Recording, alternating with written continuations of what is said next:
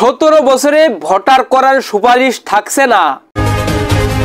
17 বছরে বাংলাদেশি কোনো নাগরিককে ভোটার তালিকায় অন্তর্ভুক্ত সুপারিশ করবে না নির্বাচন ব্যবস্থা সংস্থার কমিশনের সদস্যরা মনে করেন ভোটার হওয়ার বয়স কমানোর বিষয়টি সংবিধানের সঙ্গে সম্পর্কিত।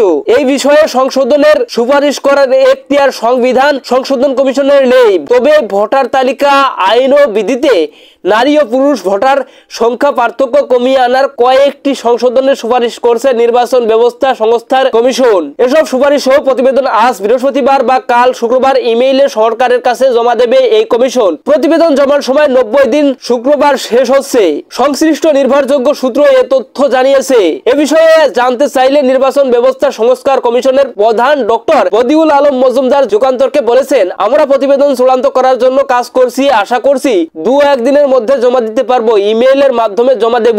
এক প্রশ্নের জবাবে তিনি বলেন, প্রতিবেদনে কি কি সুপারিশ করা হবে সেসব বিষয়ে মন্তব্য করা ঠিক হবে না, তবে সরকার চাইলে তা প্রকাশ করতে পারে। আমি আশা করব সরকার প্রতিবেদন প্রকাশ করবে। অন্তর্বর্তী সরকারের প্রধান উপদেষ্টা ডক্টর মোহাম্মদ ইউনূস গত 27 ডিসেম্বর এক অনুষ্ঠানে ভোটার হওয়ার বয়স 17 বছর নির্ধারণ করার উচিত বলে মন্তব্য করেন, যেখানে তিনি বলেন, আমি মনে করি ভোটার হওয়ার বয়স 17 বছর নির্ধারণ হওয়া উচিত। নির্বাচন সংস্কার কমিশন কি সুপারিশ করবে তা আমার জানা নেই, কিন্তু দেশের বেশিরভাগ মানুষ যদি নির্বাচন কমিশনের সুপারিশ করা বয়স পছন্দ করে ঐক্যমত্যের পৌঁছায়, আমি তা মেনে নেব।